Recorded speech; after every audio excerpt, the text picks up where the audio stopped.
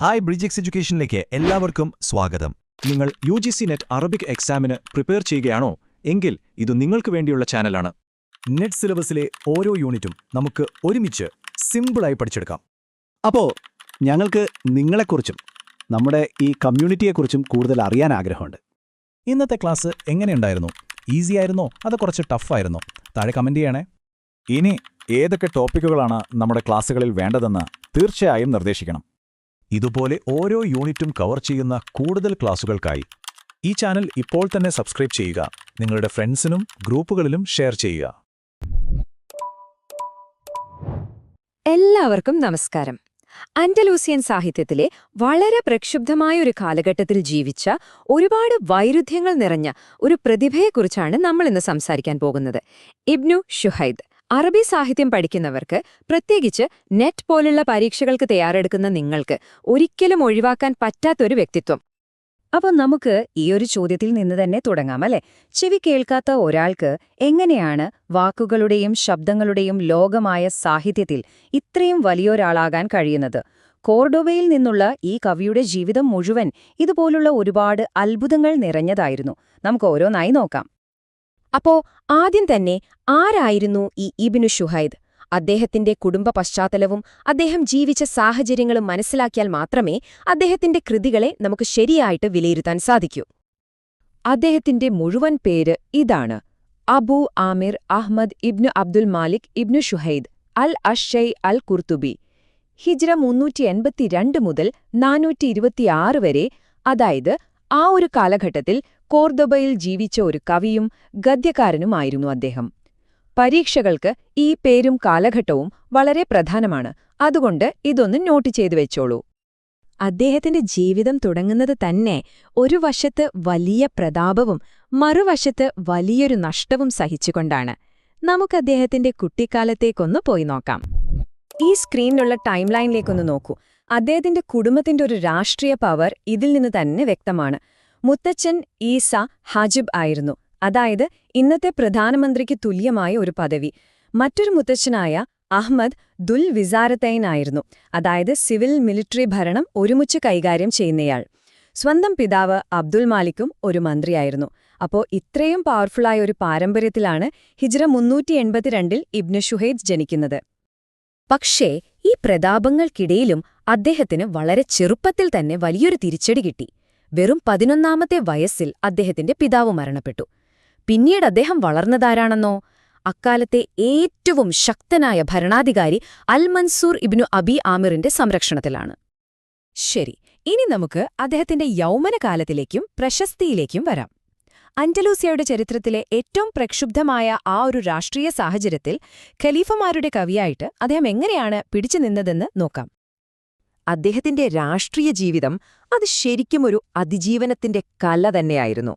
Umayyad Khilafat തകർന്നുപോയ ഫിറ്റ്ന of കൊർഡോബ എന്നറിയപ്പെടുന്ന ആഭ്യന്തര യുദ്ധത്തിന്റെ ഒരു കാലമായിരുന്നു അത്. അപ്പോ മാറി മാറി വന്ന ഭരണാധികാരികളെ അദ്ദേഹം സേവിച്ചു.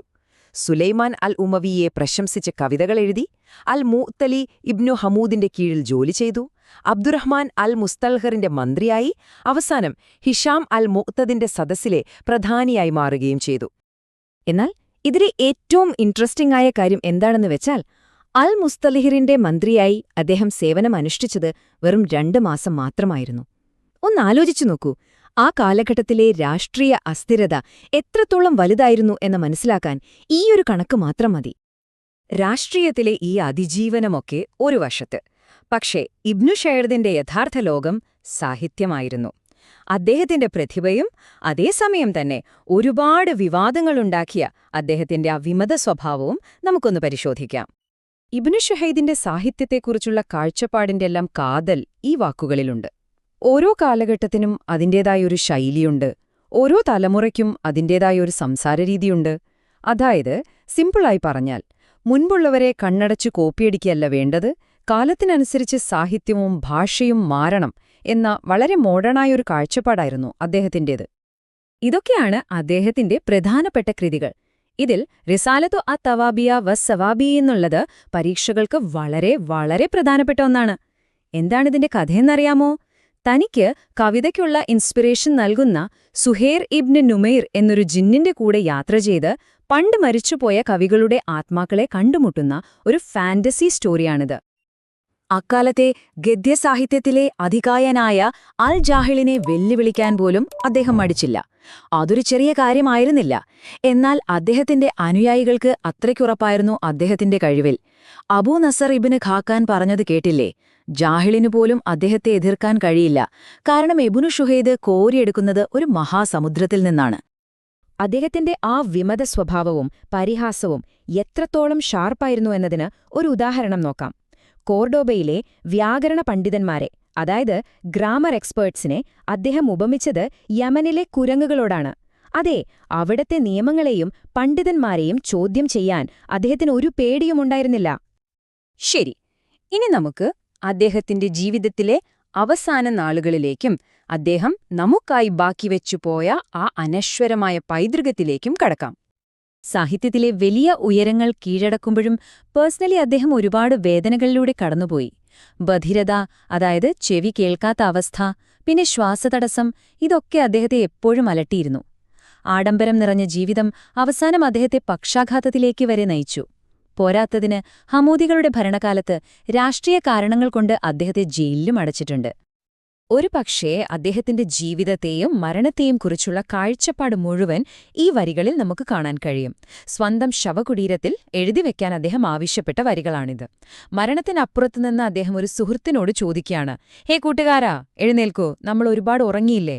അപ്പോൾ കിട്ടുന്ന മറുപടി ഇതാണ്, നമ്മുടെ മുകളിൽ ഈ മണ്ണ് ഉള്ളിടത്തോളം കാലം നമുക്കിവിടെ നിന്ന് എഴുന്നേൽക്കാനാവില്ല.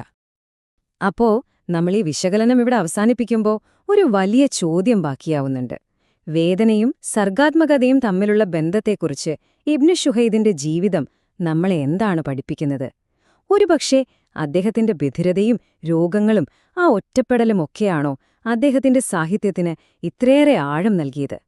അറബി സാഹിത്യത്തിലെ ഈ വലിയ പ്രതിഭയെക്കുറിച്ച് കൂടുതൽ പഠിക്കുമ്പോൾ ഈ ചോദ്യം നിങ്ങളുടെ മനസ്സിലുണ്ടാവട്ടെ. നന്ദി. അപ്പോ നമ്മൾ പ്രധാന കാര്യങ്ങളൊക്കെ പറഞ്ഞു കഴിഞ്ഞു. ഇനി അടുത്ത സ്റ്റെപ്പ് എന്താണെന്ന് നോക്കിയാലോ? ഈ വിഷയത്തിലെ മെയിൻ പോയിന്റ്സ് ഒക്കെ നിങ്ങൾക്ക് ക്ലിയർ ആയിട്ടുണ്ടാകും, അല്ലേ? അപ്പോ ഏറ്റവും പ്രധാനപ്പെട്ട ചോദ്യം ഇതാണ്, ഇനി എങ്ങനെ പഠനം മുന്നോട്ട് കൊണ്ടുപോകും? നിങ്ങളുടെ പഠനത്തിന് ഒരു മുതൽക്കൂട്ടാകാൻ പറ്റിയ ഒരു വഴിയുണ്ട്. അതാണ് ബ്രിഡ്ജ് 6 എഡ്യൂക്കേഷന്റെ ഈ പുതിയ പ്രിന്റഡ് ബുക്ക്. ഈ ബുക്കിനെ സ്പെഷ്യൽ ആക്കുന്നത് ഇതിന്റെ ഉള്ളടക്കം തന്നെയാണ്. നമ്മുടെ ഓരോ ക്ലാസ്സിലെയും പോയിന്റ്സും കഴിഞ്ഞ 5 വർഷത്തെ നെറ്റ് എക്സാം ക്വസ്റ്റ്യൻസും ഇതിലുണ്ട്. ഈ ബുക്കിന്റെ ഒരു കോപ്പി ഓർഡർ ചെയ്യാൻ വളരെ എളുപ്പമാണ്. ഓർഡർ ചെയ്യാൻ താഴെ കമന്റ് ബോക്സിൽ നിങ്ങളുടെ ഫോൺ നമ്പറും അഡ്രസ്സും കൊടുത്താൽ മതി. നിങ്ങളുടെ വിജയത്തിലേക്കുള്ള യാത്രയിലെ ഈ പുസ്തകം ഒരു വലിയ സഹായമാകട്ടെ. നിങ്ങളുടെ പഠനത്തിനും ശോഭനമായ ഭാവിക്കും എന്റെ എല്ലാവിധ ആശംസകളും. അപ്പോ അടുത്തൊരു വിഷയവുമായി നമുക്ക് വീണ്ടും കാണാം. Thank you.